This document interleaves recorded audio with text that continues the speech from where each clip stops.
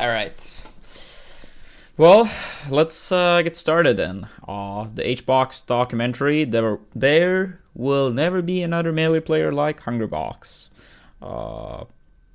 Yeah, we're starting this one actually 14 minutes in. Yeah, apparently the first 14 minutes was like kind of like the build up for the scene and stuff. I'm not entirely sure, but it was basically suggested we should start 14 minutes in. So, yeah. Gonna be a bit of a watch. I've never seen this one before. So, well, let's dig into it.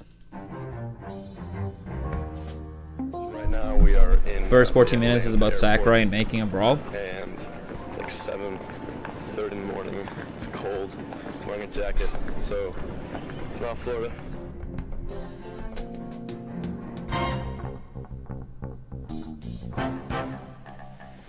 Hbox started entering local melee tournaments in the summer of 2007. In just a few months, he started regularly placing in the top 5, and by the next year, he started winning. As Hbox kept playing, he found himself conquering tougher and tougher competition. In 2009, he entered Revival of Melee, the game's first major tournament since the release of Brawl. Facing off against the best in the nation, Hbox placed 7th. 4 months later at Genesis, he placed 3rd. 2 months after that at Tip Top 5. That's actually kind of ironic. Me and Hbox had like the same breakout performance on like the biggest stage. Of best in the world.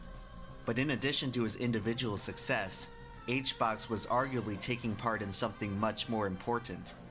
The rise of Hbox was indicative of a new generation of Melee. By 2010, the old legends of yesteryear had pretty much vanished. Like most of the old community, they had moved on to new frontiers. The departure of Melee's old generation left new top players the opportunity to usher in a new era. In January 2010, the Pound 4 tournament would mark the beginning of a period in Melee's history known as the Era of the Five Gods, specifically serving as the first tournament with all 5 gods in attendance. The story of Melee's gods begins with the first god, Mewtwo King. Beginning in 2005, Mewtwo King would eventually rise and defeat Melee's old legends. Mewtwo King's melee ascent was due. Alright, I wonder if it's gonna have my dates or like my year correct. A lot of people actually don't know that I started same weekend as Mewtwo King. Actually, the day before, even though I wasn't improving as quickly at first. Dude, that comeback by Mewtwo King is so legendary. No player knew more about the game than Mewtwo King. In 2008, Mewtwo King was widely regarded as the top player in both Melee and Brawl.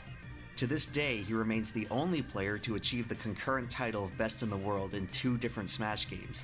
And as impressive as this accomplishment was, it meant that Mewtwo King's attention was divided among 2 very different games, leaving the door open for many to challenge his throne. The second of Melee's gods to rise to power would be Mango, who, by 2009, would overtake Mewtwo King as the top Melee player. Throughout the history of Melee, many would argue that no player had a more intuitive understanding of the game than Mango. Watching Mango perform at his highest level is an experience unlike anything else in Melee. The way he could effortlessly string together complex combos led to a style that was as fluid as it was unstoppable. At times, the only thing that could stop him was how much he was willing to try. Mango's exciting and yeah, I mean, Matt, it's just like such a big storyline in Melee. Clashes with Melee's third god, Armada. As Europe's best player, Armada carried the weight of a whole continent on his shoulders as he traveled to prove himself in the United States. Yeah, that was from Genesis 1. Melee's competitive scene has viewed Europe as a significantly weaker region than North America, a stigma that was often used by Americans to invalidate the success of European players. Armada would defy everyone's expectations by immediately contending with America's best. His unrivaled dedication and consistency would make him one of the most formidable opponents Melee had ever seen. Hbox established himself as Melee's 4th god through his meteoric rise in 2009, and last but not least, Melee's new generation would be cemented through the rise of the 5th god, Dr. PP. Although he was the last to develop, PPMD would quickly rise to the highest level of competition. PP's style relied on tactical execution to pick apart his opponents with surgical precision. When the doctor I was about to say, wasn't this match at JV5? Daily dose of destruction. These are Melee's 5 gods. Now that we've introduced who they are, we can talk about what they are. Carrying the title of God in any game entails a great deal of prestige, and Smash Bros is no exception. So what exactly did these 5 players do to transcend us lowly mortals?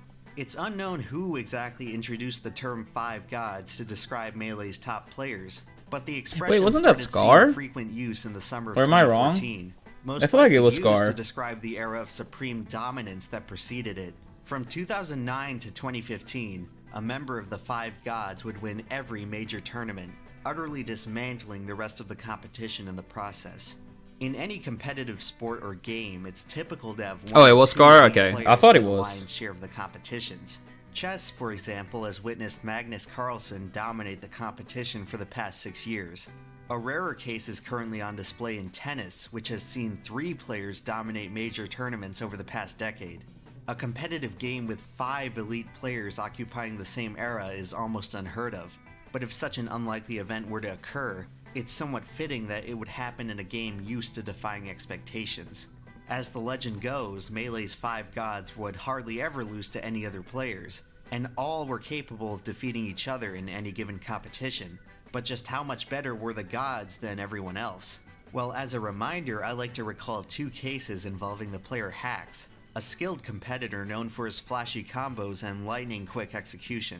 In 2013, Hbox was ranked as the number 6 player in the world, the best of the non-gods. That was pretty cool, actually. A perennial top 10 player until his hiatus in 2015. In a 2014 tournament, Hbox faced off in a Federer set the against GOAT. BMD. I mean, for now In the people first say game, that, he got 3 but stocked in about 2.5 minutes. it very clearly could be either Djokovic or Nadal in the near future. Even though I think some people probably would never admit In the it. second I game, personally he don't got really 4 care, stocked in but 68 I feel like a seconds. lot of people, like, they lock in their minds and that's it regardless. Dude, it's crazy that PPMD almost got a JV5 here as well. Later that year, Hbox would compete in a set against Mango, which Mango would win 3-1. Not the most impressive result, until you realize that Mango doesn't actually main Marth or Captain Falcon. That's just the difference between a good player and a god. Even when you're good, you're a long way from the best. Yo, did he just walk up slowly and down smash? At one point, the gods were so far above the rest of the competition that they could even win with their secondary characters. Now would probably be a good time to talk about Melee's characters. Out of all the Smash games, Melee may have the most interesting character composition. Some Smash games have 1 or 2 characters that outright dominate the meta, with the most obvious example being Brawl's aptly named Meta Knight, a character so blatantly overpowered that some tournaments chose to ban him entirely. On the other hand, the best Melee It's actually character has like, always been kinda that's tough actually to pretty funny figure because out. To people put it often talk simply, about how about a third of unbalanced Melee's Melee is, roster are but completely unusable in a competitive it still setting. had more Another character third are just diversity kinda bad, than both and the Brawl last and third are all Smash 4. capable of winning tournaments. To this day, the community remains largely undecided on which character is actually the best, a debate that can be traced all the way back to the beginning of the game through the history of Melee's tier lists. That's right, this widespread facet of modern internet discourse originated from the niche purpose of categorizing characters in fighting games. In the early days of Melee, Sheik Oh yeah, was this considered the tier best list is so character with their bad. rapid But I mean, attacks it's and 2002. movement. As the meta progressed through the rest of the 2000s, more characters would emerge as top-tier contenders. Peach with her strong aerial attacks, Marth with his chain grabs and huge spacing, Captain Falcon with his heavy combos, the Ice Climbers with their infinite combo, and the Space Animals, Fox and Falco, with their great mobility and high damage. And then there's Puff. Yeah, the Nightmare. In any competitive video game, your character is far more important than just a colorful avatar. It's an extension of the self, and an integral part of a player's identity. In Melee, perhaps no player is more intertwined with a character than Hungrybox and his Jigglypuff. Jigglypuff is the most confounding character in all of Melee. She arguably should have never existed as a Smash character at all. Puff What is a world among that the would have most been. popular characters in her own What a world. franchise, but she wound up in Smash anyway because of her similar character design to Kirby. The Smash 64 developers would recycle Kirby's character model and animation. Ironically, Kirby's the character I hate the most in 64. and thus that the up tilt balloon is Pokemon would way remain too as a stupid. mainstay for the rest of the franchise. At a glance, Jigglypuff in Melee seems like a rather mediocre character. She has 5 jumps and great mobility, but her ground game leaves much to be desired. Most of her attacks do Thing is, for me, unimpressive damage actually, and at have first short glance on range. this character, I Combined literally with the thought this slowest might have been the dash best speed in the character game, at Puff my has a first hard event. time approaching other I wish I characters. was wrong. 2 of her special attacks are practically useless in a competitive setting. She's the No, second Sing lightest is not character with the useless. slowest falling No. speed, meaning It she took tends a to Hunger die Box a much long time to faster than utilize any it, other but Sing is character in the actually game. good. With all this considered, it's difficult to imagine this character seeing any kind of competitive But I mean, I can't really blame success. this guy for not This knowing sentiment that. was echoed during the early parts of the game with Melee's inaugural tier list, which placed Jigglypuff firmly in the bottom half of the cast. However, as the game progressed, the Melee community found that Puff was a lot better than what they initially anticipated, due in large part to 2 moves. Back Air is Jigglypuff's strongest aerial attack. Thanks to a disjointed hitbox, this move provides Jigglypuff with her only powerful ranged option.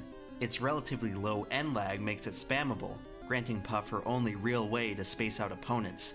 And while Back Air may be Puff's most versatile move, it doesn't come close to her most game-changing move. Rest! Rest! It's over! The premise of Rest is quite simple. Hitting the move deals massive damage and knockback, killing most characters at very low percents. Missing the move will stun you for 3 seconds, basically guaranteeing your own demise. Scoring a rest is very difficult due to the move's I'm actually small, surprised but Hunger Box did not guaranteeing your own react more to that Missing the move will stun you for 3 Phantom seconds, Rest. basically guaranteeing your own demise. Yeah, because that was like even winner semis. I would have expected him to like react more. Scoring a rest is very difficult due to the move's small hitbox, basically. No, it's only difficult for low level players. At high level, it's honestly not. It's honestly not hard. Like even like good players that never even played a requiring character Puff to can be land on it top like of the opponent's basically character to every connect. single time. But at the highest level of competition, the threat of getting rested forces other characters to treat Puff like a ticking time bomb. Rest prevents opponents from aggressively rushing down Puff and smothering her with their otherwise superior attacks. It forces other players to back down and keep their distance, as one slip-up could lead to devastating consequences. Throughout the 2000s, players would begin to discover the power of Puff, and the character would gradually move up Melee's tier list, peaking at number 3 overall in 2010, after Hungrybox and Mango showed that Puff could dominate at the highest level. However, on the cusp of what looked to be a Jigglypuff uprising, the character was about to run into a major roadblock. Midway through 2010, Mango unexpectedly dropped Puff as his main, choosing instead to move forward with Fox and Falco. Mango's character swap marked the beginning of a trend in Melee that would go on to be known as 20XX.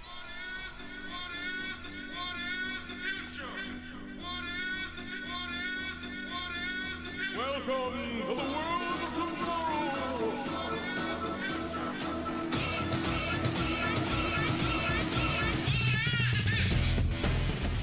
By 2011, the Melee metagame had undergone more than 10 years of evolution, and its combat was starting to get very optimized. For Melee's community, no character represented the game's optimization more than Fox.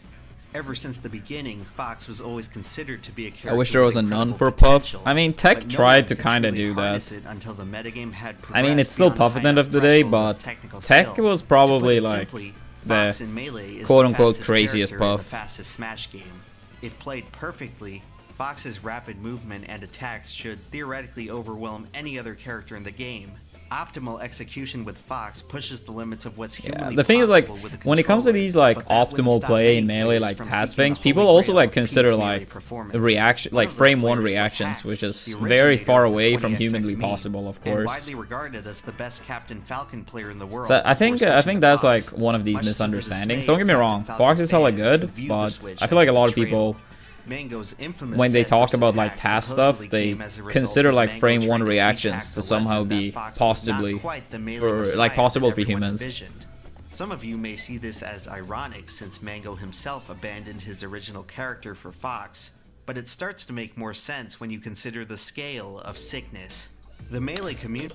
Okay, yeah, the person making this video is not necessarily wrong there, but yeah, used to like make that clear for people that might not know. But Mango, he didn't like ditch Puff because he didn't think the character was like not good enough or anything like that.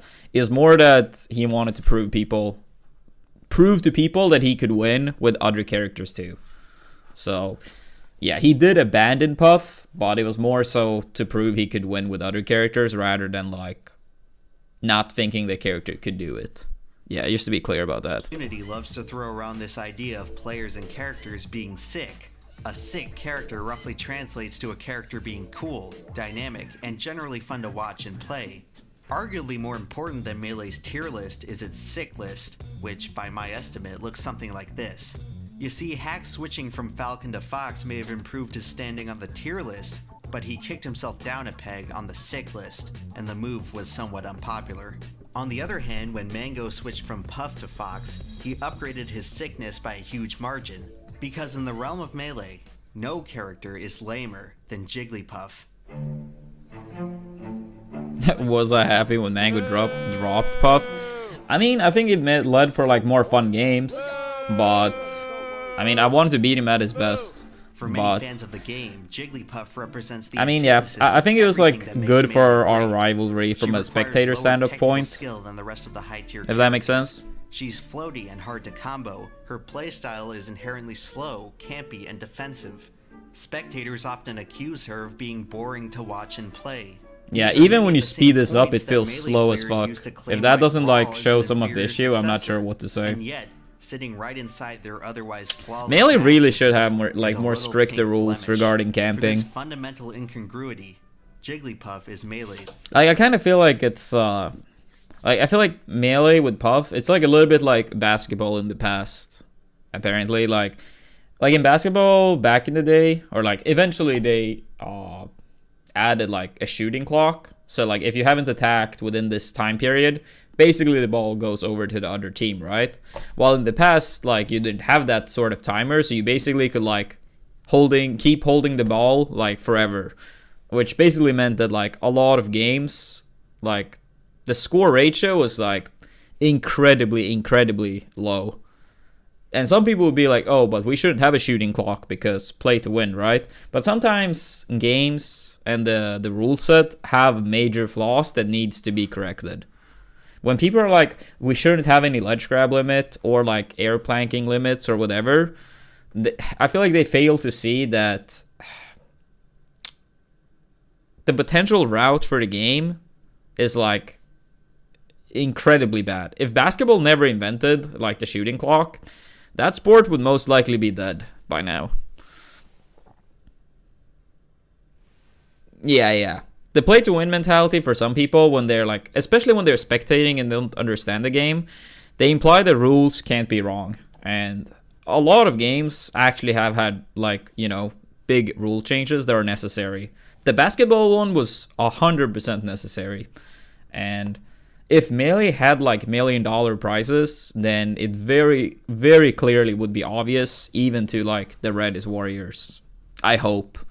But maybe they are that beyond saving. I'm not sure. Is Black Sheep. But even the most despised character in all of Melee can still find support from some players. One of those people was Hungrybox, who all of a sudden found himself as the #1 Jigglypuff player in the world. Unlike Mango, who had always demonstrated proficiency with a variety of characters, Hungrybox only played Puff. Whether it was out of loyalty or necessity, Hungrybox would show up year after year, game after game, rain or shine, with the same tried and true character. Most Melee players consider Jigglypuff to have a solid matchup spread, having winning or even matchups with most of the other high-tier characters. But without a doubt, Jigglypuff's most difficult matchup comes against Fox, whose power... Yeah, this was like for a long time like seen as the truth. I'm honestly not sure these days. I think, like, of course, the bad characters, Puff, and like every good character like beats the bad characters. It's just how it works in Melee. But I think like it comes down, Puff's hardest matchup in my mind is either Fox, Marth, or Puff. That's the only 3 contenders. Like Falco and Falcon, no, they don't do bad, but in my mind they still both clearly loses. Like, by clearly I don't mean it's a massive margin, but it's clear enough that they are losing. So I feel like they are out of the topic. Then a character like Sheik loses honestly quite badly, I think.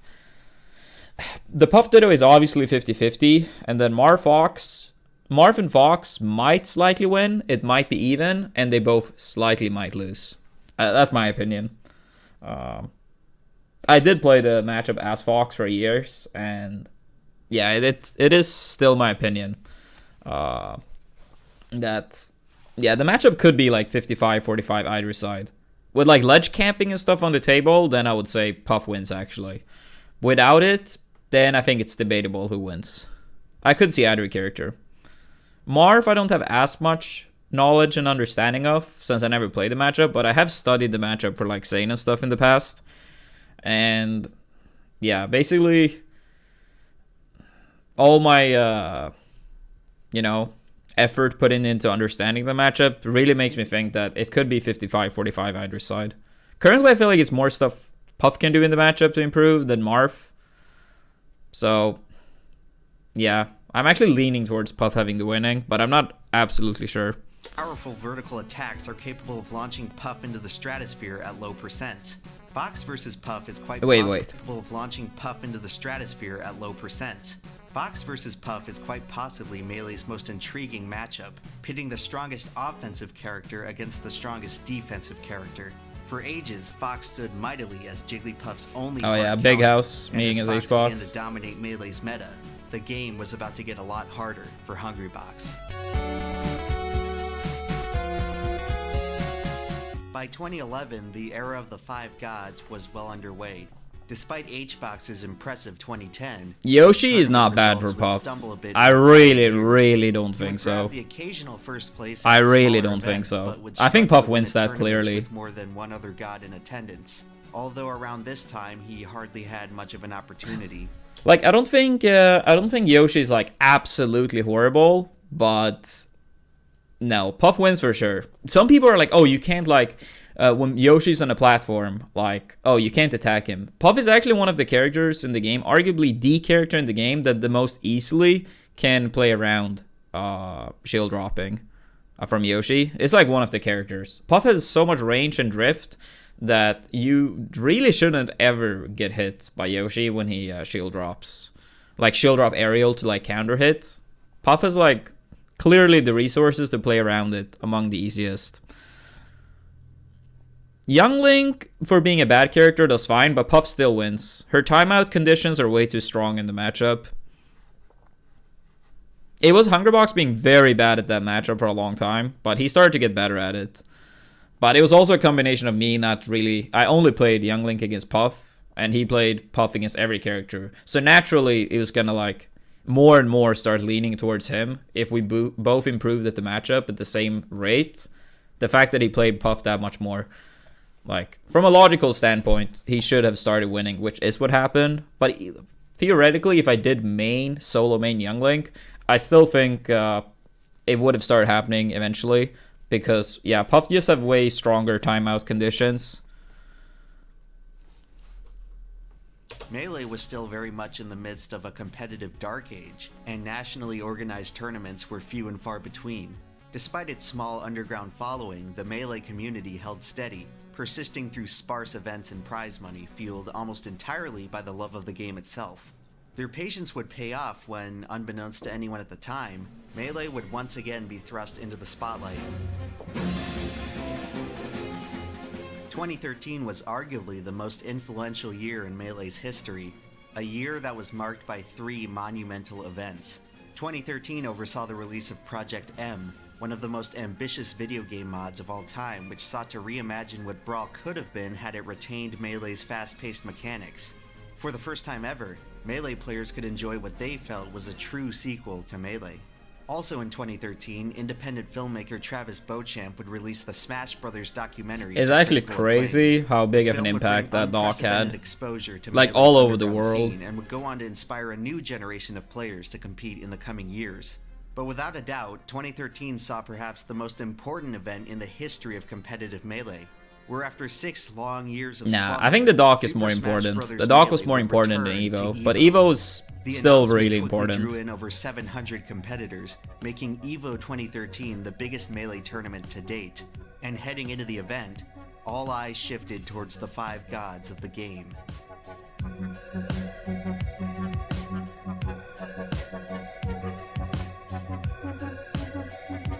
Spot his hand and he can't make it back! And Mango is gonna take it over Dr. Pee-Pee.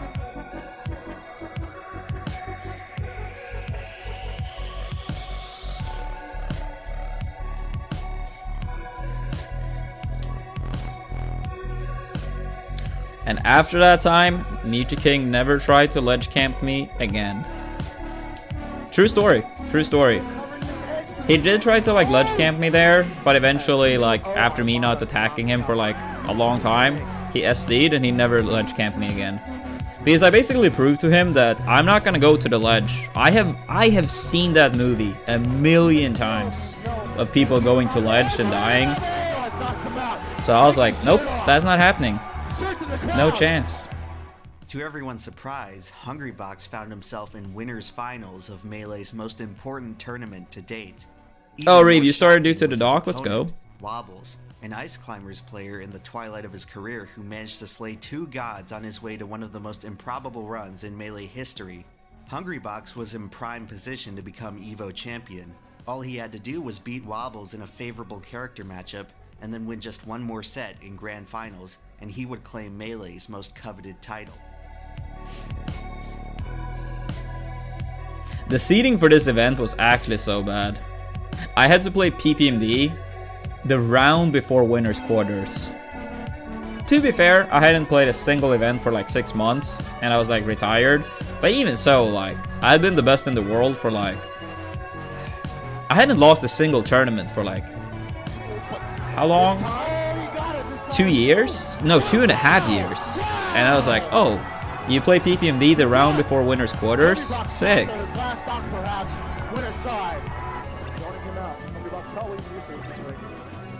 Dude, Wobbles actually played so good this tournament. It's actually... Astoundingly, it was so good. Wobbles did the unthinkable by conquering a 3rd god in a row. To make matters worse for Hbox, the moment he lost, he didn't even know that he had. Wait, do they know it's 2 out of 3? I think it's 3. Okay, I'm not blaming James here, the commentator, but the 2 out of 3 thing, for people that don't know, no. The thing is with winners final being best of 3, that's honestly not how it should have been. EVO's own rule set stated winners final, loser finals, and grand finals was best of 5. This was their own rule set. Apparently, like, they ran behind schedule at EVO 2013, so they changed the rules to have grand finals best of 5 only. They told no one, and then they blamed the competitors for not asking. Basically, they're saying that every 5 minutes we should ask if rule changes happened. So, I felt very bad for Hungrybox in this scenario. Like, they changed the rules, they don't tell anyone, and then they somehow tried... By them, it was like... I believe it was Mr. Wizard and no one else. I remember me and Mango were practicing on a TV very close to this, which is another stupid thing. They had one warm-up TV, and you were only allowed to warm up when your match was like the next one on stream. I was actually the one at EVO 2014, basically forcing more warm-up stations because I was like, I'm not dealing with this one more year. And ever since then, warm-up stations became standard. But sadly, a lot of complaining, a lot of talking to the right people was necessary. But yeah, that best of 3 thing was like so stupid. I don't know. I don't know. They know. Do they know? Yeah, I think they think it's 3 out of 5 because that's the standard. And there's the handshake, Hungrybox. Oh, Hungrybox is not happy about this. There's the handshake. And Wobbles. After this discouraging moment, Hungrybox had to imagine that his golden opportunity to claim the EVO crown had slipped right through his fingers. The rest, as they say, is history.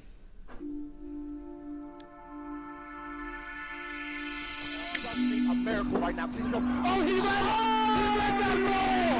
he read that roll! 3-0 in that first set to get revenge against the man who sent him in the loser's bracket. But still, there it is! And there it is! The up smash! That one is actually like so classic. both for Mango and PPMD actually, to land past the opponent, so you can't like get shield grabbed, for example, and then you start chasing like a wave dash or roll in. Super common for both of them. You can often wait in shield, and then it's like, and then catch them as they're getting past you, or just like jump aerial out of shield immediately. ICs don't really have a good aerial for that though, but still. Win was, but the game's most popular player winning its biggest event was enough to catapult Melee out of the Dark Ages and into a renaissance. It breathed new life into the game as a competitive spectacle, during a time when esports were just beginning to enter the public consciousness. In the coming years, viewership, attendance, sponsorships, and prize money would skyrocket. After EVO 2013, Melee would never be the same.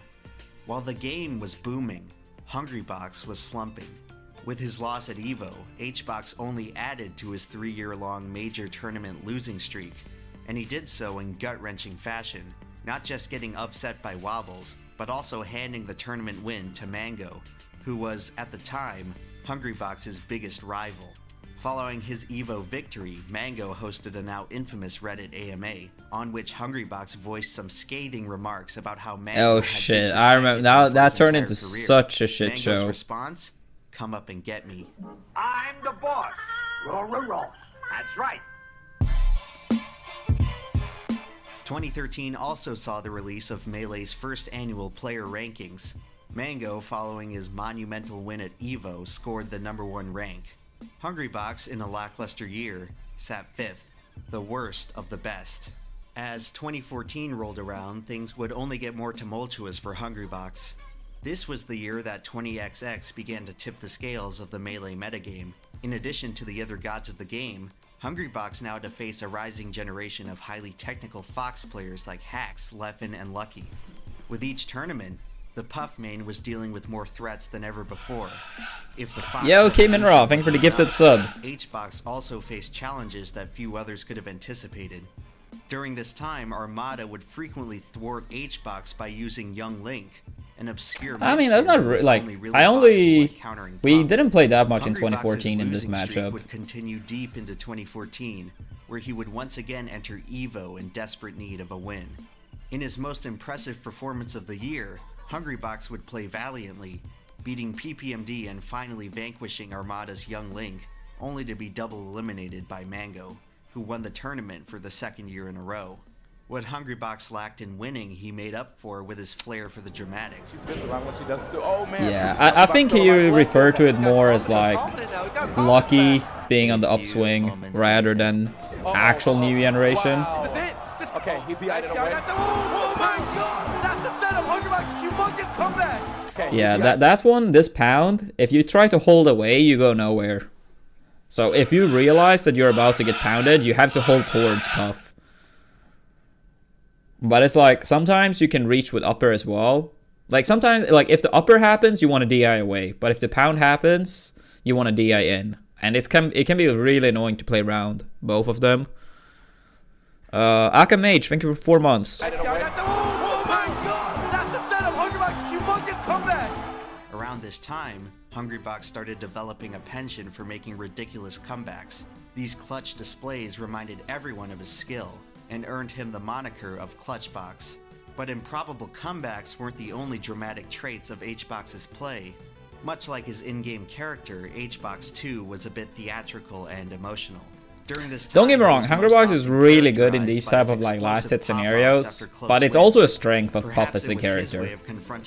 Like, that's not me trying to take away from him, because he obviously is really good at what he's doing, but it obviously is a strength for the character too. And you see it like in Ultimate with like Gluttony, for example. Like, a move that basically kills at 0 is just, it's the design of the character is, you know, very good for combat. You have to imagine that any player would have a tough time adjusting to such a drastic change, especially in Hungrybox's case where, more often than not, the crowd was firmly against him. 2014 marked a year of tremendous growth and change for Melee, but Hungrybox ended the year exactly where he started, ranked 5th. I actually think Leffen should have been 5th this year. If you looked at both their data for the year, I think Leffen should have been. Oh wait, this... No, in 2014, yeah, no. I still think that probably should have been the case. Hungrybox had like a slightly higher peak with a second at Evo compared to Leffen's third at Big House. But Leffen, he had like better head-to-head, and he had better placements at almost all of the tournaments. Their worst performance was 9th as at a Super Major, 9th at Evo for Leffen, and 9th at Big House for Hbox. Like, in general, it was very close, but I do think Leffen probably should have been higher that year. After a disappointing finish at the Big House, some began to question whether he still deserved his god status, or if it was even worth it for him to continue. I actually hate that era when people are like, oh, is Hungrybox a god? And then Mewtwo is he a god? Like, people started, like, did that so much.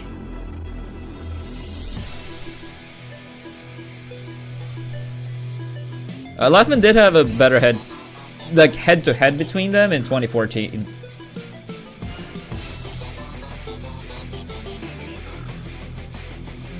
I'm not sure how many times they played, but I know Leffen beat Hbox at Apex 2014, and he beat him at Big House.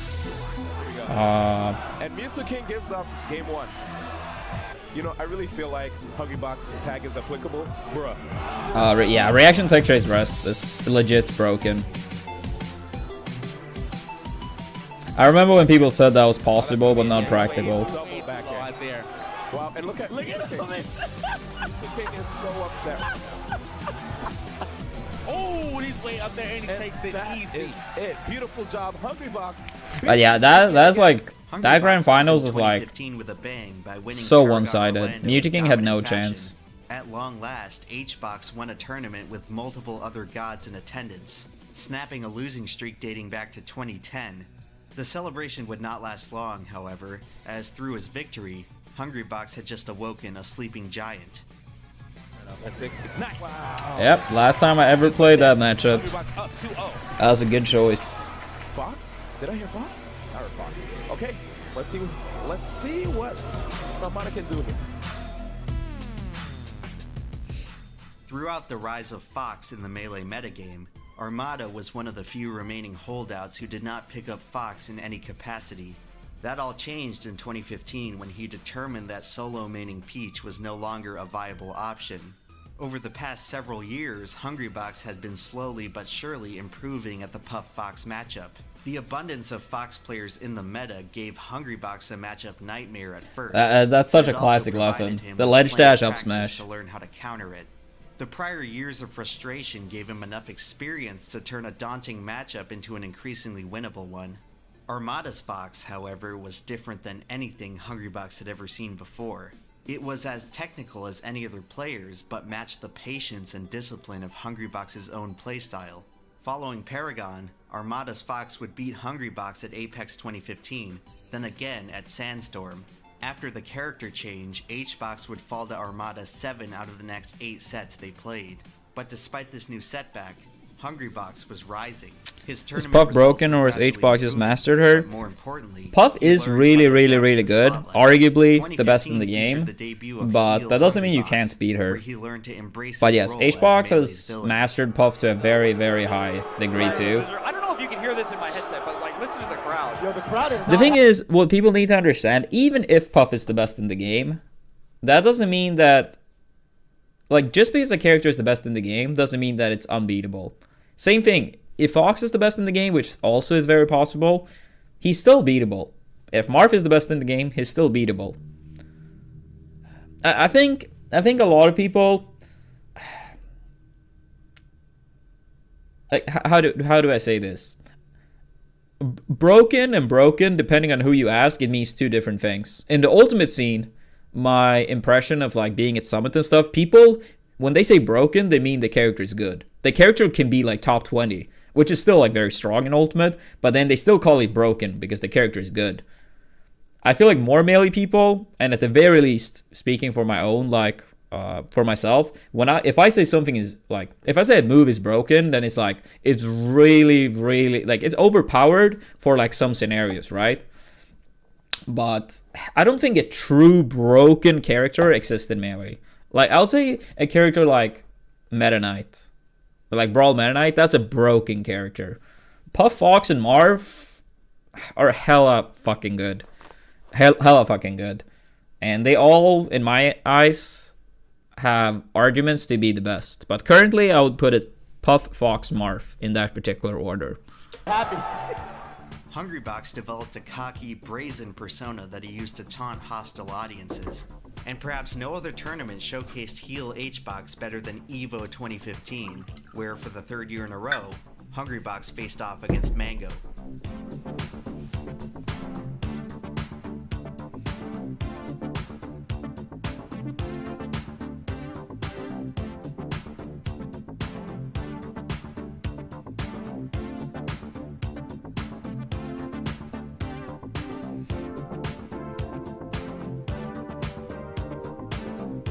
Yeah, that specific set at EVO was like such a big change in their rivalry.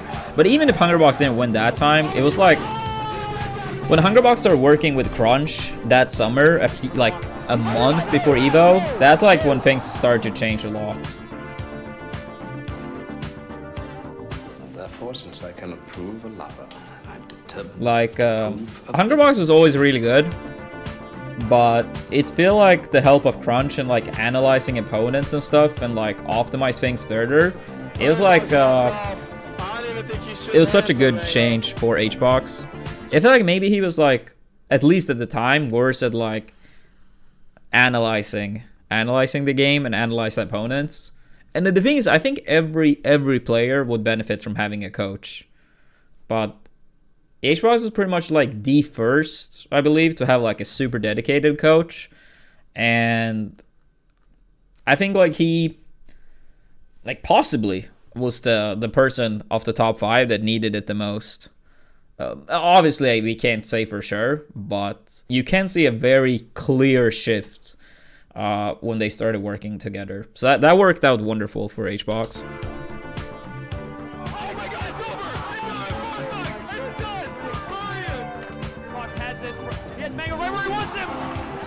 Hungrybox defeats Mango.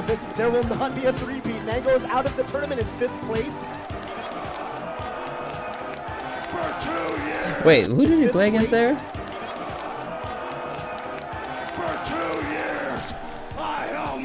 Okay, no. I was like, wait, what? I don't remember that, but okay, it was me. Okay, it was me sitting down and... Was it Falco on that screen? I didn't see. Would then go on to beat PPMD and return to EVO Grand Finals. Yeah, I didn't see myself sitting in the background. I was just like, wait, well, I don't remember Hbox doing that, but yeah, it was because my back was turned against it, so I never actually saw it. Bested his greatest rival on the biggest stage. He looked stronger and more confident in his game than ever before. EVO 2015 represented a major turning point in Hbox's career, where he toppled one rival for another to take their place. From that day on, Hungrybox had his sights set on Armada. Say, man, this tournament is looking pretty, unless Armada blows it pretty hard. I don't know, dog. I mean, that's Armada. it. That is it. A few months later, the two would once again meet at the Big House, where Armada would double eliminate Hbox, who looked no closer to solving his Fox. He may have been totally stumped if it weren't for a little help from Captain Crunch. Hold on to your teeth, Natty. Crunch and eyes. Crunch was a Fox player from Hungrybox's hometown of Orlando. After a disappointing finish at CEO 2015, I think this was actually after this tournament they started working together. Talking about how to deal with Puff's most difficult matchup. Soon after, Crunch assumed the role of Hungrybox's full-time coach. And after losing to Armada, that's how I remembered it. Hbox and Crunch made it their mission to analyze Armada's playstyle and find a way to beat him. For weeks, Hungrybox dedicated himself to study and grind the matchup, so that the next time they met in bracket, he would be prepared.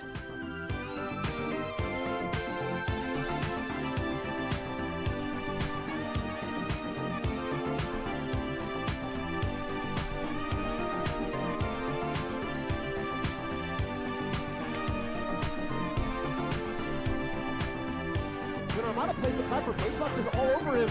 I think that is it. Congratulations to Hungrybox making history here on European soil. With his win against Armada, Hungrybox had proven that he could conquer anyone and everyone that Melee had to offer, He had spent a whole year building himself up as Melee's unstoppable How much I think villain, PAL affected but that after set. perhaps the most I mean, monumental of win course, his like, it's career like, so far, it changes the stuff, pompous, but arrogant I Hbox think, if I remember unexpectedly correctly, it was broke Game down 3 in tears. Winners Final. That was the turning point. I've wanted this I was like a so frame or long. two late with an up smash, You and know, then I got rested out my of dad shield. just passed away, you know. And that was, It was my biological dad, and I know it's personal stuff, but he told me, you'll never be the best. You'll be good, but you'll never be the best. Wait, so, yeah. It was like Game 3. If that up smash hit, that would have been up There's an 2-1, interview but instead I was segment down somewhere on 1-2, YouTube and featuring it changed a 4 of the lot. 5 gods. Hungrybox was supposed to be there too, but due to a scheduling conflict, he couldn't participate. The producers decided to replace Hungrybox with a cardboard cutout of Hungrybox. An amusing prop, but also a disturbingly accurate metaphor of how many in the Smash community view him. It looks like you might know something about. I know nothing. You have no. Wait, I know nothing. Any of you guys have any experience hanging out with him? I'm actually not entirely sure what to say because I feel like I know Hungrybox more than I know Juan. I feel like, to be fair, I feel like that's the case with like a lot of Smashers. It's just so many Smashers. So it's like you can't like personally know everyone that well. Juan has always had a hard time fitting in, dating all the way back to his childhood when his family emigrated from Argentina to the United States. You have to imagine that it's not exactly easy to make a lot of friends at school when most of your classmates don't even speak the same language as you. Things at home weren't much better for him either. Juan's domestic life was often thrown into turmoil by his father, who would mismanage his family's wealth and outright abandon them in pursuit of his own fruitless business ventures. Juan's complex relationship with his father and the world around him ultimately created the competitor you see today, for better or for worse. The conflict Juan faced growing up instilled in him a powerful work ethic and unparalleled mental fortitude that he used to excel in Melee and in life. All those losses over the years suddenly become a lot more reasonable when you realize that Hbox was balancing Melee with a full-time student workload, and then a full-time job as an engineer. Here's the amazing thing about going through school and working your ass off. You know how many times I did my own homework? I have more Evo wins than I did my homework. There's another video on YouTube that intercuts Hungrybox's graduation speech with Mango's high school stories. The juxtaposition here is fascinating. Unlike Hbox, Mango never tried at school. He risked all of his life's prospects to become the best Melee player in the world, and ultimately succeeded. That part of Mango's personality represents the spirit of competitive Melee as a whole, a community that was I think it was a never combination supposed of to that and succeed, Mango is not never caring supposed about to make school, it as far as not they liking did, it at never all. supposed to outlast the other Smash games, and yet, against all odds, they did. Some Melee fans like to imagine that Hungrybox would still be successful even if he never picked up a controller, that Hungrybox never needed Melee, and that Melee doesn't need Hungrybox. This game has been my escape for over a decade from whatever else life offers, and for everyone else, if that's the same for you, I love you, and thank you for coming! After moving to America, Hungrybox used Melee as a way to fit in, as a way to make friends, and as a way to seek refuge from the turbulent environment around him. Hungrybox needed Melee as much as anyone else. His passion for the game is undeniable. But soon enough, he would find that the very community from which he sought comfort and acceptance was beginning to reject him. Like everything else in his life, it only gave him a bigger chip on his shoulder. And they hurl insults at you, and they tell you, you know, all the worst things you could imagine, with no respect or no care for what's going on in your personal life. No, they don't give a rat's ass about that. They just care that you play a really gay Jigglypuff. And I came close. You know? Came really close to just giving up, to quitting. I did. I'll play this game for 20 more years, if that's what it takes to be the best player in the world.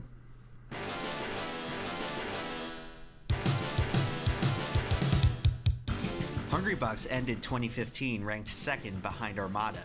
Fueled by his newfound belief that he could beat anyone, Hungrybox entered 2016 on a warpath.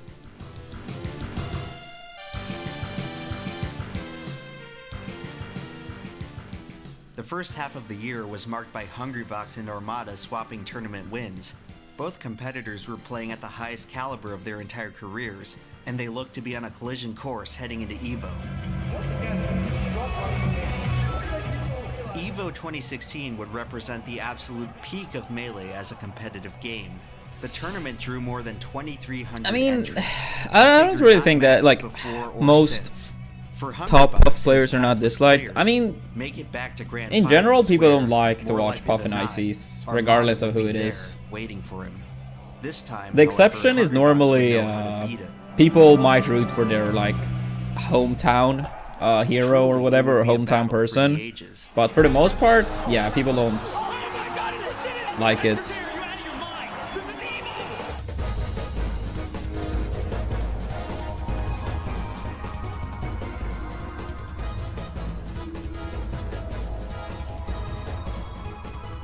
Yeah, I still have that leather jacket. Oh, all right. Hbox with a 2-0 victory over Chiladu.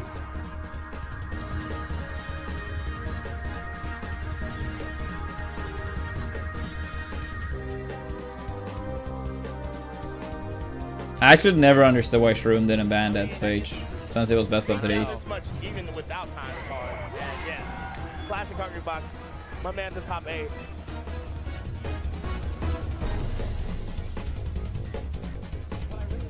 So, count him. What was done? 0 grabs thus far.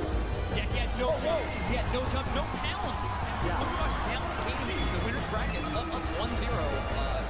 He's put him these hitboxes right outside of where Hbox wants to be. This is the needles right now. He's trying to snipe his jump. What's he gonna get? Oh my god!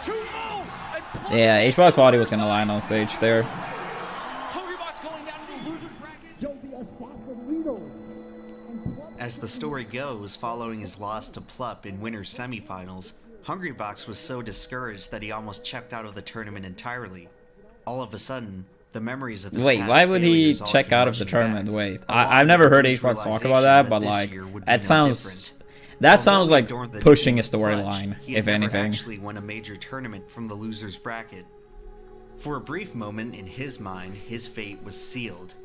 For all the progress he made and as far as he came, Hungrybox could not win on the biggest stage when it mattered the most. He likely would have been finished too, if it weren't for a little help from Captain Crunch. Sometime in the interval between matches, Crunch was able to calm Hbox down and refresh his mindset for the next match. Sometimes before you can learn how to win, you have to learn how to lose. It was at this moment that Hungrybox truly became clutch, because after all, there was still so much Melee left to play.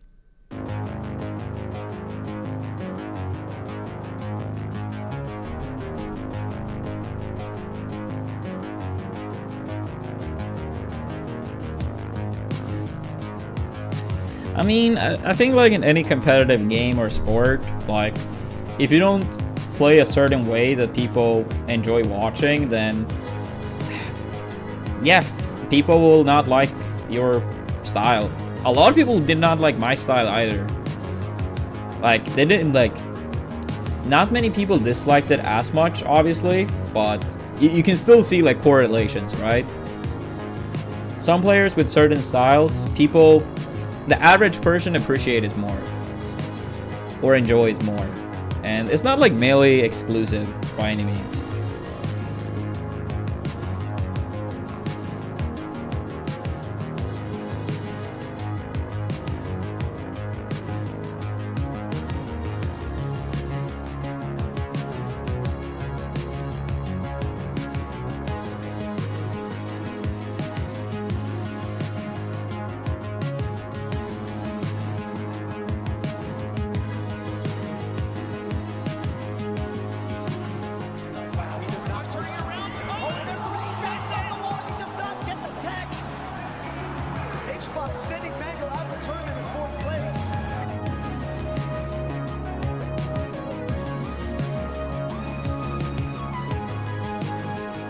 I mean, it seems like things have turned around for Hbox a lot as well. Like, he still might have the most amount of haters, but he also have like among, like, I guess next to like Mango and Nairo, probably have the most fans. So I mean, it's not nearly as bad as it used to be. Probably less haters than he used to have, and among the most fans out of any Smasher. Yeah, probably the most next to like, yeah, Mango, Nairo, maybe Zero. Yeah, probably those three.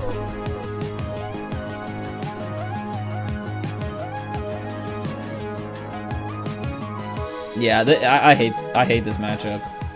It feels honestly very sad for Sheik.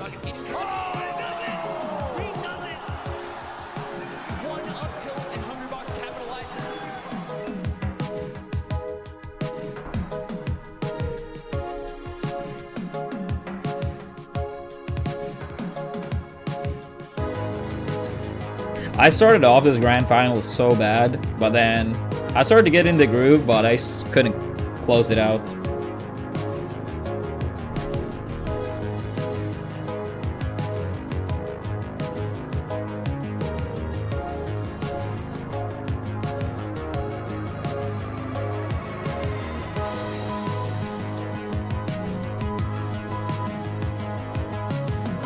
Dude, people have hated on Mewtwo King's ledge camping and stuff.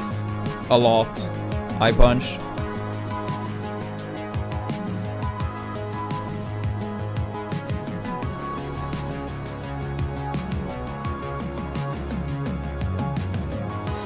That was a very good read.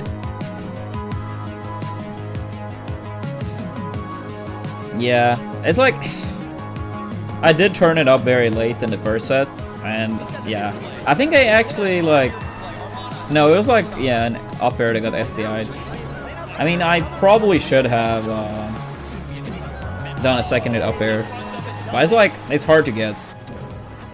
Alright, Evo 2016 is on the line right now. One more big hit from Armada is going to end this tournament. Yeah, no, oh my god, he just goes for a read. Notably, Rex is kind of out of play right now because if he Rex Armada. And then the moment that changed Melee forever.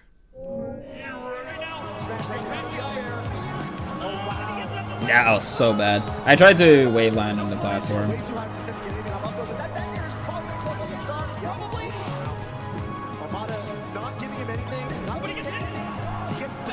That was so bad. That was so bad. That's probably one of the worst plays I've ever done.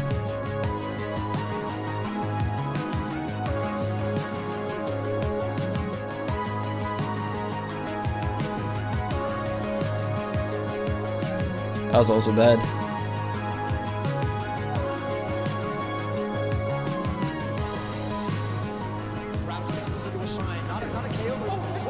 I actually don't understand why I went for that backer.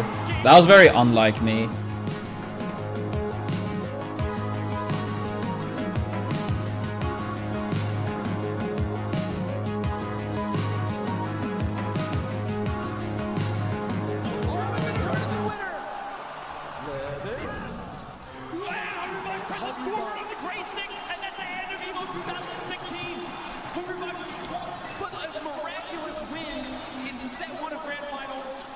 Sometimes the only thing you need to win is... Yeah, no, Hbox played very good. He played very good at that tournament.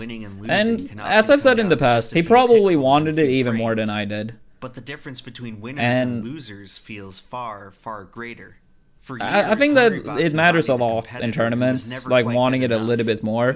I think I wanted it more at 2015, but I think Hbox wanted it more at 2016. And Hungrybox walked out of that building a completely different player. After accomplishing what he did, nothing could stop him from becoming the best in the world. From that moment on, Hungrybox would never be the same, and neither would Melee.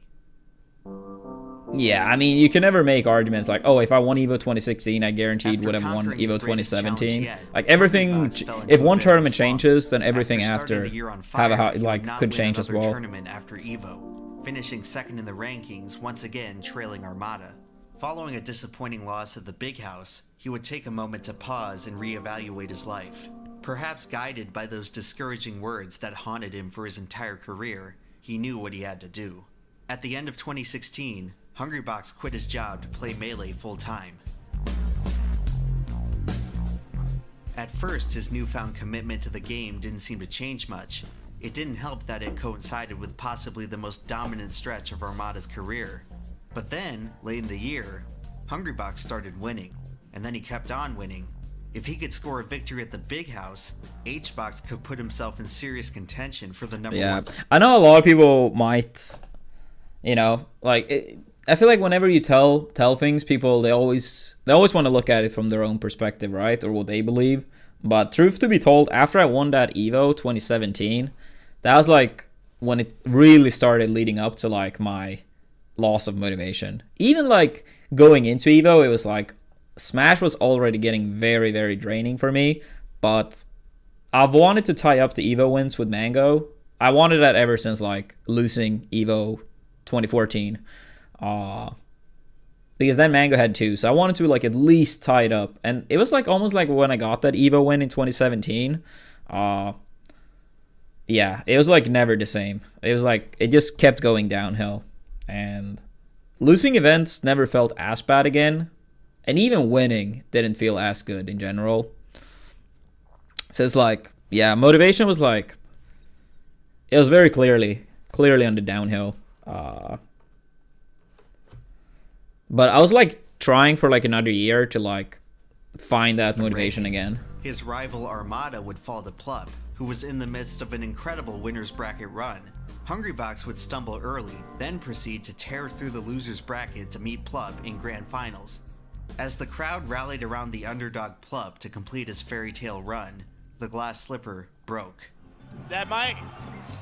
Oh, and yeah. Hungrybox! And Hungrybox closes it out.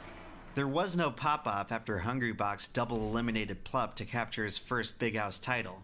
He just slowly turned his gaze towards the now lifeless crowd. A few people clapped, a couple cheered. Most had already begun filing for the exits without saying a word. Man, I'm in a weird mood. In what way? Usually when I win an event, I'm like ecstatic and I jump off, but like I feel like I left part of me on that stage today. You ever have everything you ever wanted, and then when you finally have it, you're like, now what?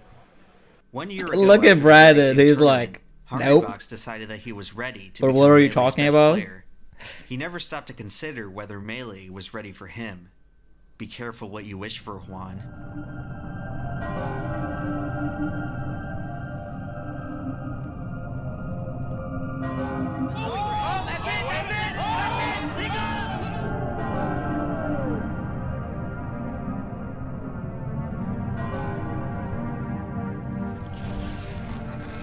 Yeah, it briefly mentioned that like that I went on a streak, you know, late 2016, but it didn't really bring up any details of like how one-sided it was my rivalry with Hbox at that time. #1 Melee player, an era characterized by 2 remarkable shifts in Melee, the first of which being the end of the 5 gods dominating the game. The untouchable status of the gods had been in decline ever since 2016, after PPMD was forced to take an indefinite leave of absence due to medical issues. To this day, he has still not returned to competitive play. The 4 remaining gods continued to hold the keys to the kingdom through 2017, but many were beginning to tell that the end was near. I don't think it was that many in a row by any means, Matt. Leffen is our EVO 2018 Super Smash Bros. Melee champion. 2018 saw the year's 2 biggest events fall to new contenders, with Plup taking Genesis and Leffen taking EVO. Midway through 2018, Armada seemed poised to retake the #1 rank from Hungrybox, only to shock everyone by announcing his sudden retirement from Melee singles competition. Although never explicitly mentioned. Yeah, it was actually like very close between me, Hbox, and Leffen at that point in time at SmashCon. I personally think I did have the edge, in general, but it was relatively close. No one can say for sure what would have happened, but I do think I was like looking the most promising for the #1 spot, like in that point in time. But it was like we had like a triangle. Like I was doing really good against Hungrybox. Hungrybox was doing very good against Leffen, and Leffen was doing really good against me. Oh, it was 9 sets in a row. Okay, 9 sets in a row in late 2016 to early 2017. Many have attributed his retirement to the constant stress he suffered from trying to keep pace with Hungrybox. All right. I will 100% confirm that has nothing to do with it at all. That is just okay. I didn't hear exactly. Like, I don't remember exactly, but I think it was my race like as a possibility that was a reason. But that's 100% objectively false. Then whether you decide to believe me or not, then I guess that's up to you. But that's 100% not anything to do with it. Even if you do look, like, don't get me wrong again, Hungrybox, fantastic player, but historically, if anything, in most stretches of my career, Mango or towards the end, Leffen was my biggest hurdles. Hungrybox had that time period in like late 2017 where he won 5 sets in a row and 4 of them within like a 6-week time period or something. But to be fair, all of these were game 5. I don't think, besides playing Peach at the very, very start, and I gave up on the matchup like instantly, pretty much due to the matchup being honestly atrocious. But I never really had a time period where it's like I had like no idea what to do to overcome Hungrybox. I never felt like it was that, how do you say, like even when I lost, it was always like very, very close. With like some outlier, like Battle to 5 Gods, it was like a 3-0. Probably some other set that was pretty bad, like FC Return. But in general, it was never like a longer stretch was like, oh, I can't keep up. If you objectively look at our rivalry, I won roughly 2/3, and more often than not, if anyone had like a big issue in our matchup, it was, objectively speaking, Hungrybox. But with that said, it's not I'm saying I absolutely crushed all rivalry or anything, because Hungrybox was always like, he was still always a threat. But yeah, it's like no truth put like to this type of statement. For me, it was more, I lost motivation for the game, and winning didn't mean as much, and losing I didn't care about nearly as much either. Like, the last year, I still wanted to beat Hungrybox, partly due to all these people that somehow believe that because I lost a few game 5s, that I would never be able to beat Hungrybox again. Like, these type of like chain reactions, like how people think, is so common. Like we talked about earlier, when people are like, oh, is Hungrybox a god still? Is Mewtwo a god still? That wasn't really brought up in this documentary, but people said the same thing about Mewtwo. And it's like, people are just so reactionary overall.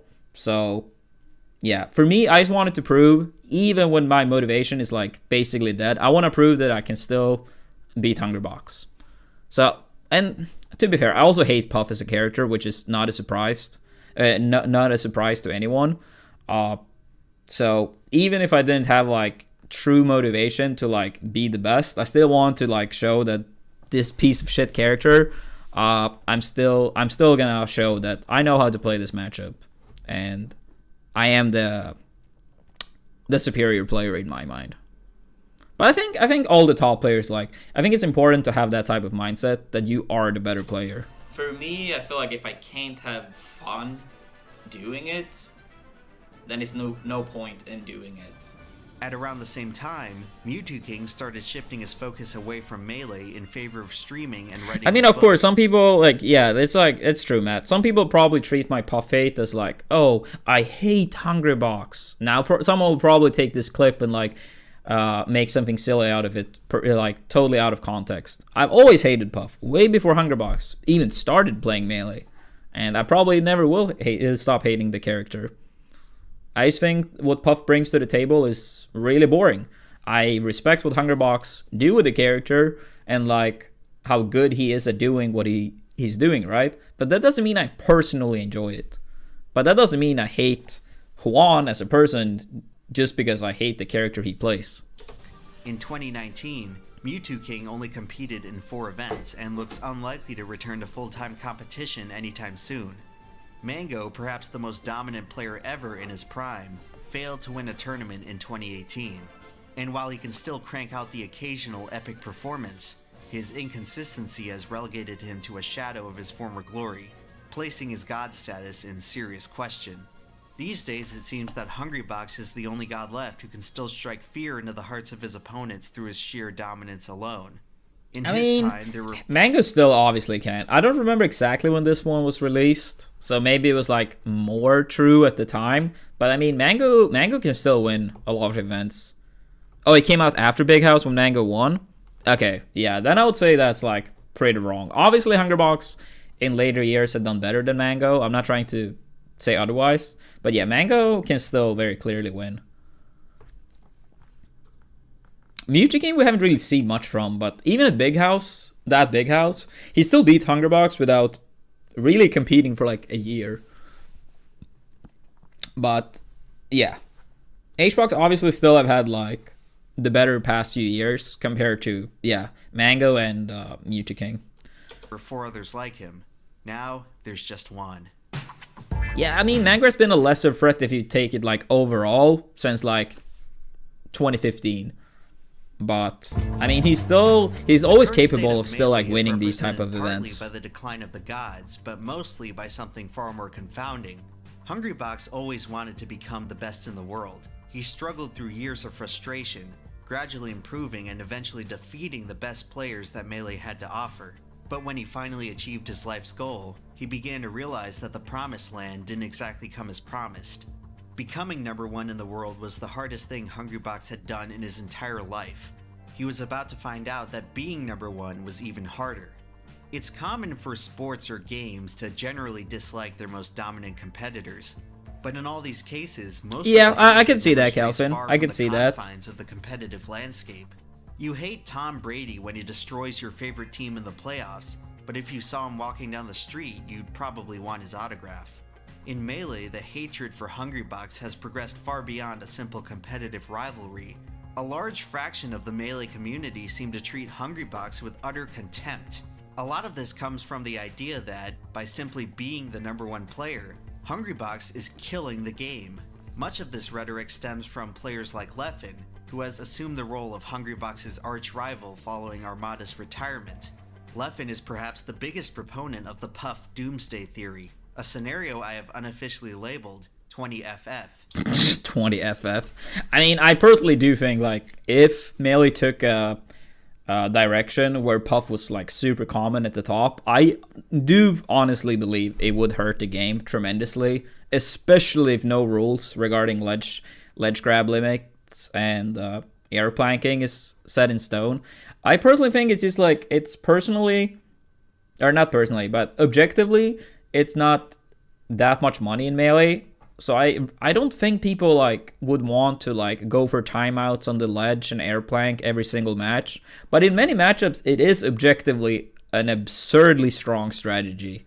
And let's be honest, people would hate it in general. Even people that might believe they wouldn't hate it, maybe one Puff doing it one top 8, maybe 2. But one if it's like 3, 4, 5. Even characters being very common in general tends to be hated. Even if it's a character that is not that annoying to watch in general, the fact of just having too many in the first place is very frustrating to people. So then if you combine it with like very, very strong stall tactics, it would be bad for the game. It would be bad for the game.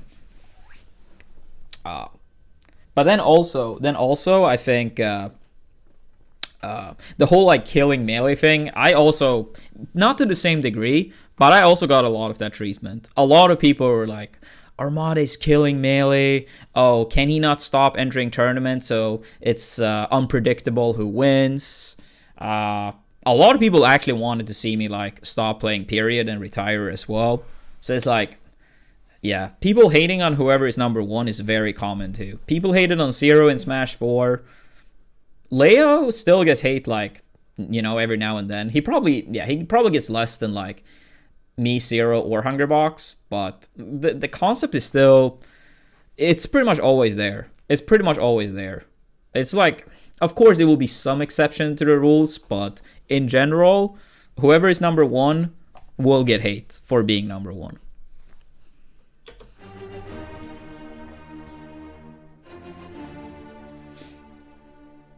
Leffen believes that Jigglypuff is not only the strongest character, but the easiest to play. In the year 20FF... I mean, honestly, like, I don't think any, like, good player would really disagree with that. That doesn't mean it's easy in the grand scheme of, like, oh, you pick up Puff and you're the best. But if you look at, like, execution and stuff, yeah, Puff is objectively easier than the other top characters. And I don't think it's, like, a weird thing that Hbox of many top players seems to be like warming up the least, for example, because the character doesn't really like require it to the same degree. And it's many like rules of the game that don't really apply to Puff, that do apply to other characters. And I know some people will say, oh, no Johns, blah, blah, blah. But if anything, I was the person that knew how to like have a good chance against this character.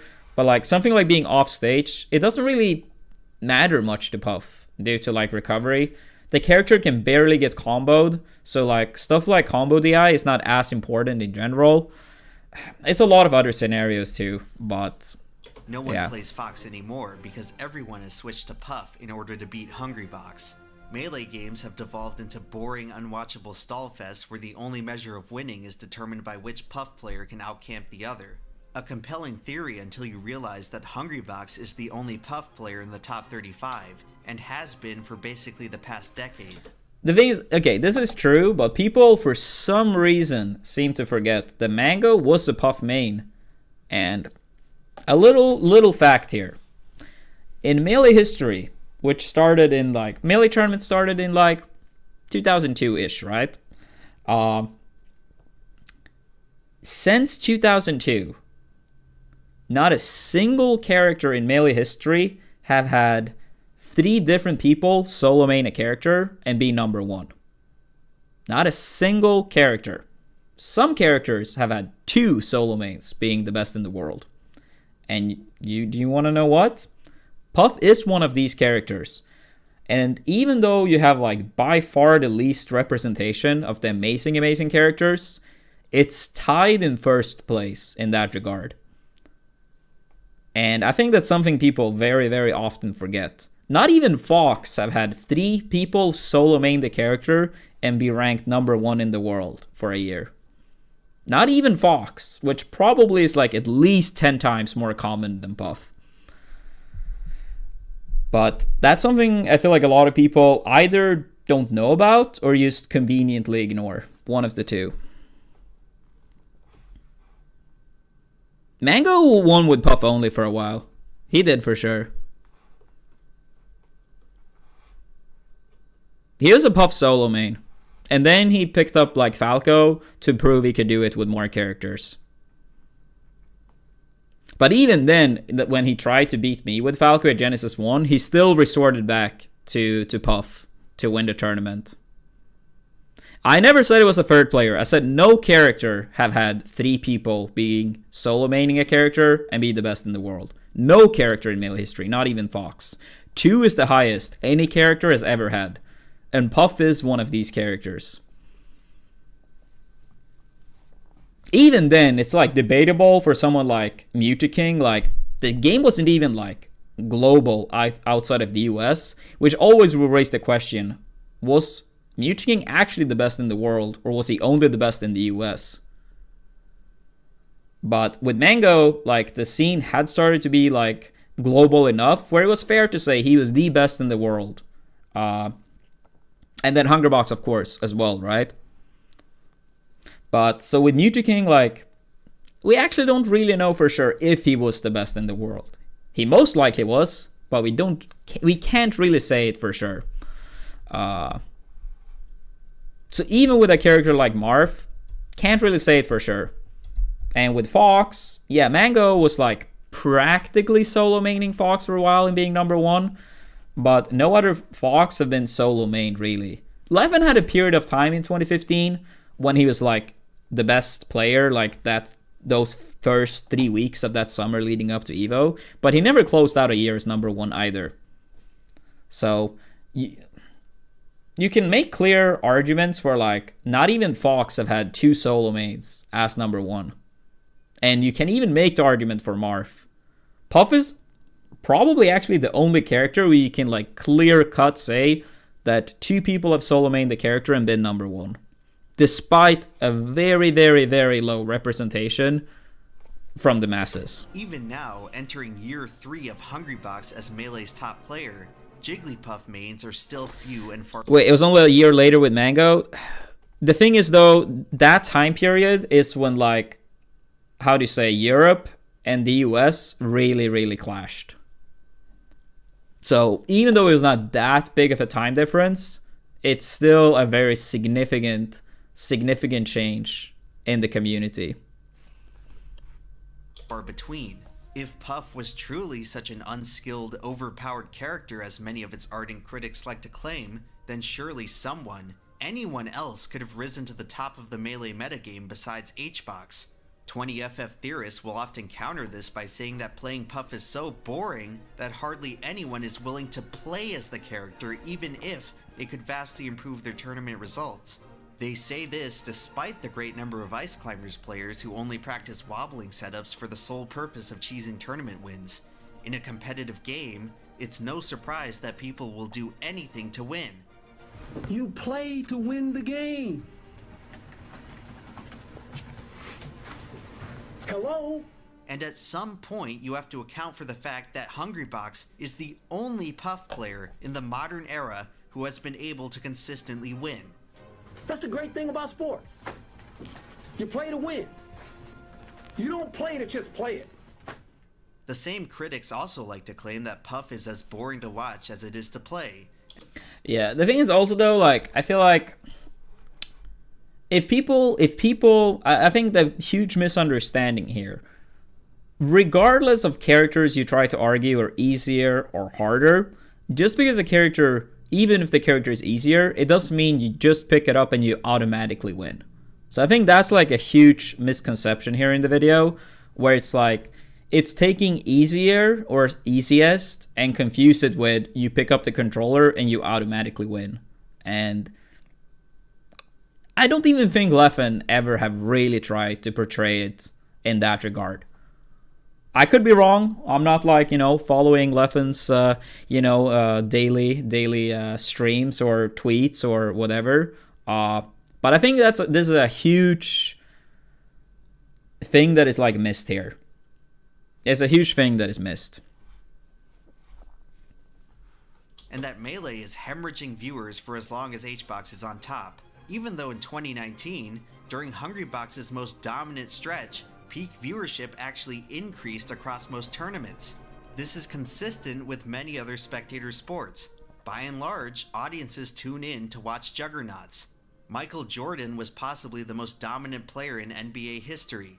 As he led the Bulls to their 6th championship in 8 seasons, the NBA set their all-time record for television viewership. The next season, after Jordan's retirement, ratings plummeted. The same pattern can be observed in golf, whose ratings are notoriously dependent on whether Tiger Woods is in contention. The trend even holds true in games you wouldn't expect. During James Holzhauer's 22-game Jeopardy winning streak, ratings skyrocketed. Do you think the same number of people tuned in a month afterwards when the show returned to its regular, unremarkable contestants?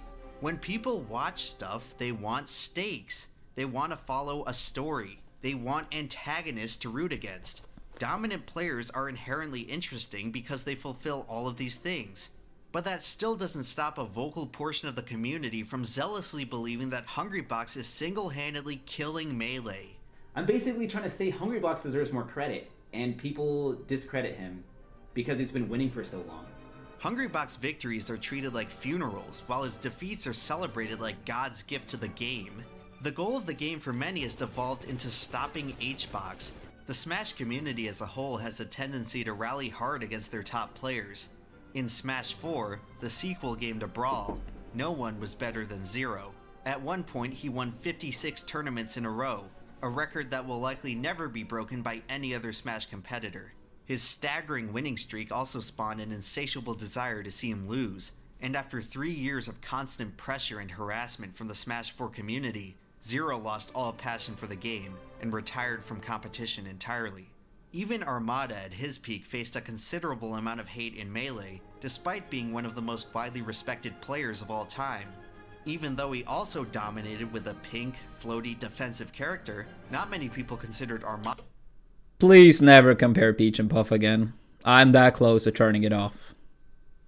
No, I'm not going to turn it off. But on a serious note, these characters are so vastly different. Nothing Armada faced ever came close to the amount of bitterness and vitriol that Hungrybox tolerates on a regular basis. His eternal reward for struggling and clawing to Melee's top rank is to be perhaps the most ostracized top player of any game ever played. At least perennially hated teams like the Patriots can return to their home crowd and be cheered. It doesn't matter where Hungrybox goes today. Nobody cheers him. he can never be applauded for his achievements. Many in the Melee community I feel like he, like... I want to say too much because I'm obviously not the one experiencing all of this, but I feel like it's like... trying to push this like a little bit too much. I had time periods when I was playing against Hungrybox, when I was the favorite, where people were like genuinely rooting for Hungrybox and wanted to see him beat me, for example. That generally happened at many tournaments. Deserves the hate. In addition to the prevailing belief that he's ruining the game, many are quick to express their sheer disgust for Hbox as a person. Some decry his unwillingness to play friendlies or mentor other players, as he tends to guard his Jigglypuff gameplay as a trade secret. Others cite instances of his infidelity in past relationships as an indictment against his morals. Most just accuse Hungrybox of being generally rude or egotistical based on interactions from years ago. There's a saying in the Melee community that everyone has an Hbox story, me included. I mean, this one time I saw Hungrybox at a grocery store in Gainesville, but I won't get into that here. The point is that Melee players can usually pull out a laundry list of reasons for why they detest Hbox on a personal level, and for that reason he gets scrutinized more than any other player in the game. Athletes like Michael Jordan and Tiger Woods each had their own share of personal demons, but their respective audiences were both able to look past that and appreciate their accomplishments as competitors. It seems that the Melee community has an all too difficult time applying the same treatment to Hungrybox. I don't know, dude. I don't know. I think every top player, even the ones like that hates Puff as a character, they still genuinely know and admit that Hungrybox is really, really good at the game. If you're gonna base it on like Twitch chat comments and Reddit comments, okay, fair, right? But then you gotta do it to everyone. And if you go on like various internet sites, you're gonna have a bunch of people that hate these athletes as well. And some people that try to like take away from their achievements. This is, like, don't get me wrong, I'm not saying that every person at the top or whatever gets equal amount of hate, equal amount of, like, people supporting you, but I feel like this is basically trying to say that Hbox is the only one in any sort of competitive field that have ever had, like, their achievements taken away by fans. The thing is, it applies to, like, literally everyone to, like, at least some degree. Some more than others, but this is by no means a unique concept. And I feel like this documentary is like trying to push this agenda where it's like, this is like this revolutionary thing that have only happened in the Melee scene. Only the Melee scene is like having this issue. And they like to assume that everything Hbox does has some nefarious self-serving plan behind it. It got bad enough to where Hungrybox couldn't even look at his watch on stage without facing backlash and drama. It's as if Melee people have such a low opinion of Hbox that they couldn't give him the benefit of the doubt that he may have been running late for a flight and wanted to keep track of the time.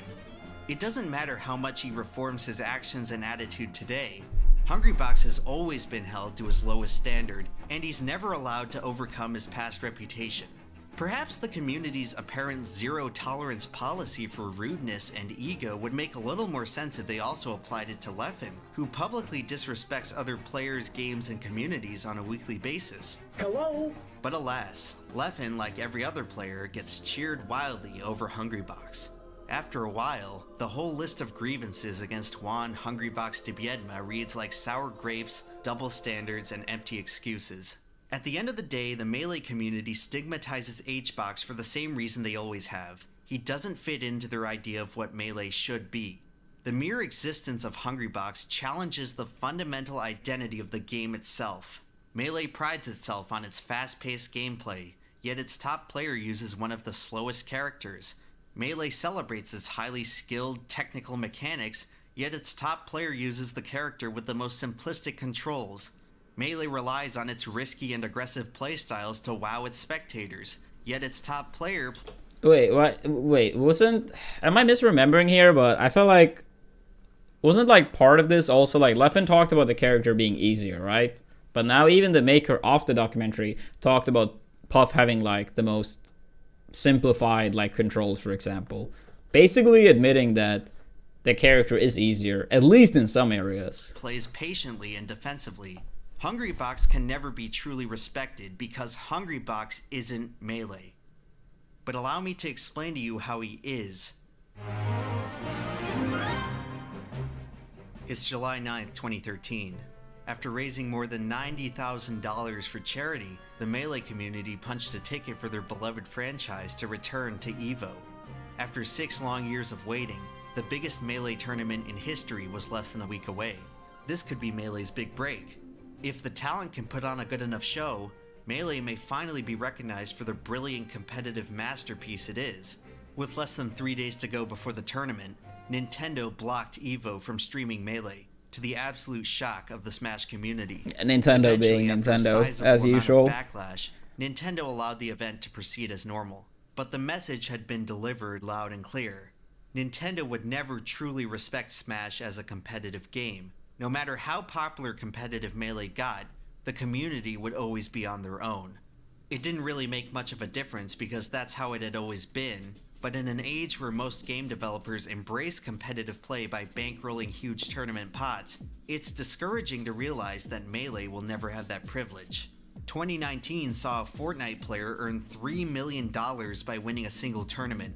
That's nearly 10 times the prize money that Hungrybox has won in his entire career, a career in which he consistently placed top 5 at more than a dozen tournaments per year for over a decade. It's sad to think that top Melee players who are so talented and draw in so many viewers often have a hard time affording rent from tournament winnings alone. Melee fans love Mango because Mango represents how they see Melee. What many of them don't consider is Yo, Victor, thank you for the $40 donut, buddy. Thank you so much. Other Smash players often regard Melee players I will check out donut message once this doc is over. Melee success. Casual Thank you so players much. are often hostile to the idea that Smash is even played competitively at all. Much of Mario Party 5 is fandom actually the can't sickest even Mario comprehend Party, the reasoning I always say. behind turning off items in tournament play. When Melee was removed from the EVO lineup in 2019, many people celebrated, saying that Melee no longer deserved the spotlight. Lots of people in the general fighting game community believe that Melee never deserved the spotlight it got. The Smash Bros. Franchise and Nintendo games in general have been stigmatized as kids' games ever since they censored blood in Mortal Kombat. Many traditional fighting game players don't respect competitive Smash for this very reason. They can't take a game seriously if it was never intended for serious play. Because Smash is a kid-friendly, casual-friendly game, I've always hated that argument from people. It's like, oh, it was not intended to be played this way. Like, imagine whoever like invented like a lot of sports. They never had a vision that it would be like a worldwide, multi-billion-dollar industry, right? Like, imagine the people that first started like football. It's like they never probably had like an intention that it would be, you know, what it became. Smash how Melee treats Hungrybox. You may not want to believe it, but Hungrybox is Melee in the most literal sense. Both spent years being told they weren't good enough, that they would never achieve what they would eventually become. Both were constantly disrespected, stigmatized, and ridiculed because they didn't quite fit into what others thought they should be. Both were able to succeed even though everyone else wanted them to fail. Both have a huge chip on their shoulder because no matter what they accomplish, how many challenges they overcome, and how much they prove themselves, they will never get the respect they deserve. In the countless, endless online arguments between the FGC and Smash, Melee fans will always defend their game by saying just because it's different doesn't mean it's easy. Every time this happens, Hungrybox just shakes his head and sighs. It's hard for everyone. It's not easier for Puff or for Falco or for Fox. It's all hard to win tournaments. So I 100% disagree with that. That's basically saying it's not easier for Fox to win tournaments than Bowser. Obviously, characters like some characters have it easier, some characters have it harder. The hardest characters to win tournaments with are bad characters that are also hard to play. And the best characters that are like, you know, the best or close to the best while being easier to play are characters that are going to be quote unquote the easiest to win with, but that doesn't mean it's easy. It doesn't mean that you pick up a controller, but I don't know. I feel like this partly could be a response from Hungrybox due to the fact that people, like a lot of people online, are being, you know, hateful and stuff, but Now, trying to put every character in every scenario in the same scenario, no. It's honestly very ridiculous if you think about it. I do think Puff is the best in the game. And I'm not saying it's guaranteed the case that she actually is, but I believe so. And I do truly believe people that...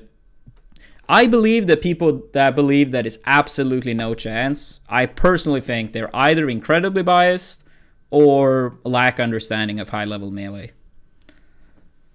But again, with that said, I'm not saying she necessarily is the best, but it's very clearly a possibility. And I was literally the first in the world that clearly raised this possibility, even as early as before Mango and Hungrybox even played the game.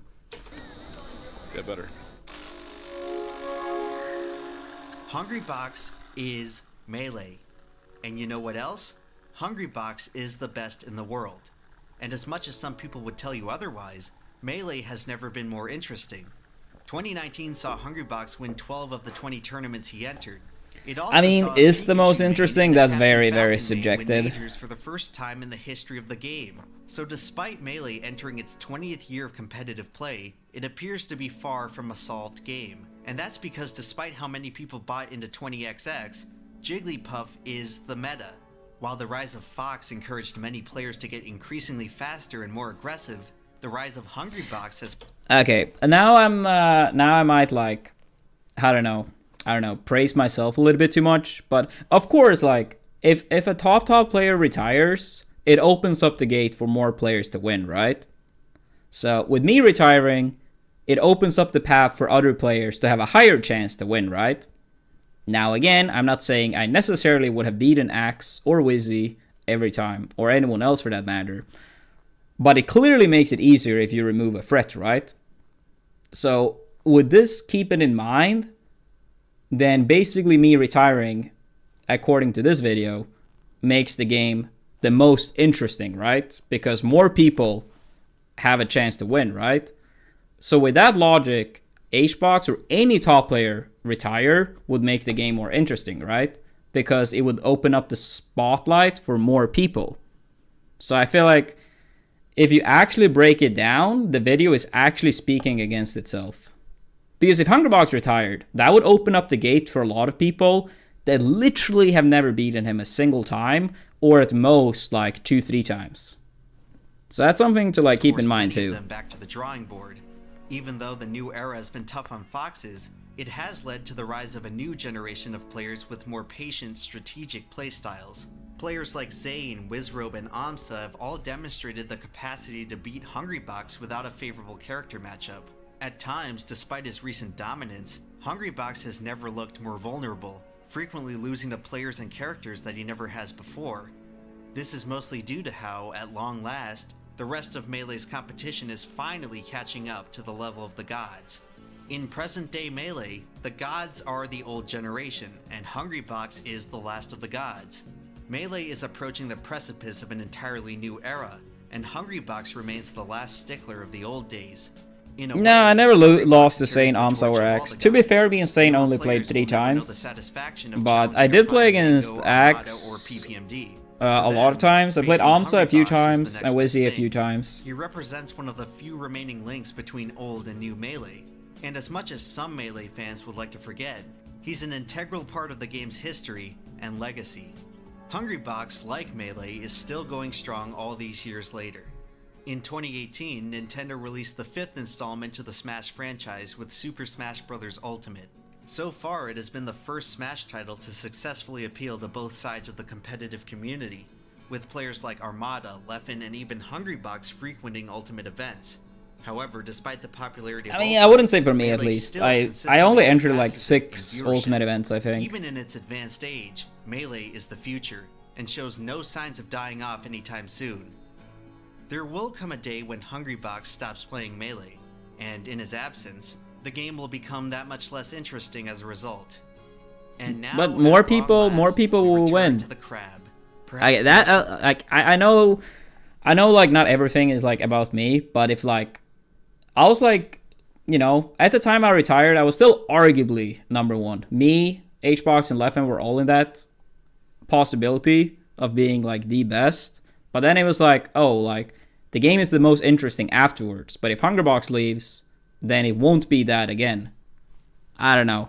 I feel like the video is not trying to be like objective whatsoever. It like doesn't even raise the possibility of any of these questions. It's an enduring symbol of Melee's relationship with Hungrybox. Crab mentality refers to the unwillingness of a community to let its individuals succeed. It's based on the behavior of crabs in a bucket, who will often prevent their peers from escaping by pulling them back from the brink of freedom, thus dooming them all.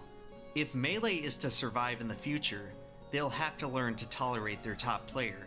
By trying to destroy Hbox, they're only destroying themselves. Because at the end of the day, Hungrybox is Juan de Biedma.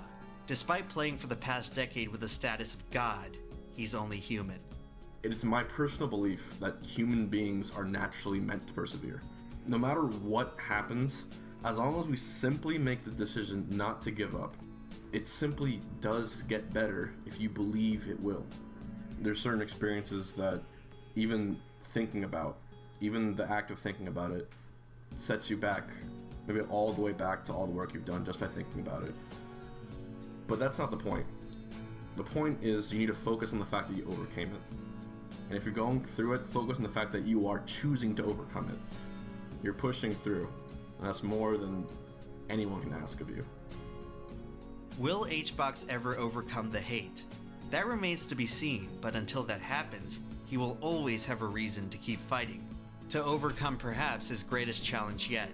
And if there's one thing the Melee community has learned over the years, it's to never count out Hungrybox, the one player in Melee who spent his entire career doing stuff that couldn't be done.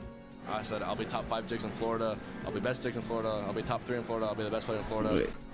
The one player in Melee who spent his entire career doing stuff that couldn't be done.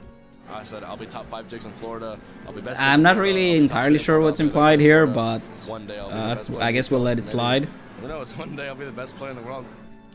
Just how did Hungrybox get so good? The truth is that Hungrybox became the best in the world not because he learned how to win, but because he learned how to lose. So yeah, he may get upset by unranked Albert or 4-stocked by Zane or 6-0'd by Leffen, but after every defeat, you can count on Hbox to pick up the pieces, come back later, and win. Hopefully one day Melee will learn to appreciate Hungrybox while they still can, because there will never ever be another player like him.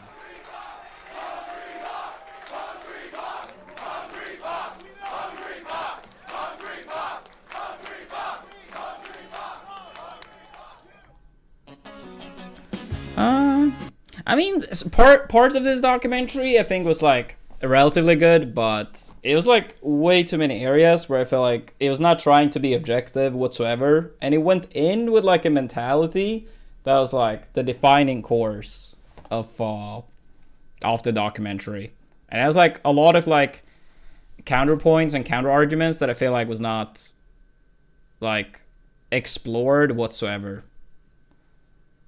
So, I mean, yeah, that would be my... Whenever it comes to, like, documentaries and stuff, like... And don't get me wrong. It's hard to remain unbiased, but I feel like it was not even something that was, like, attempted. It was not even trying to be unbiased. And I feel like that would be my biggest issue with it. And the thing is, as someone that's been around, of course, that's not really much of an issue for me personally.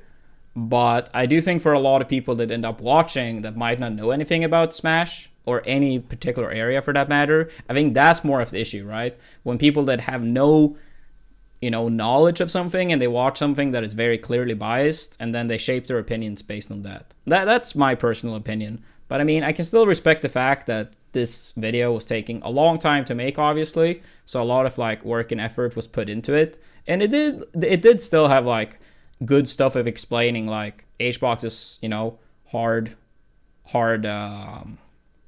path towards, getting as good as he is. But quite a lot too much bias for me to like really feel like it was like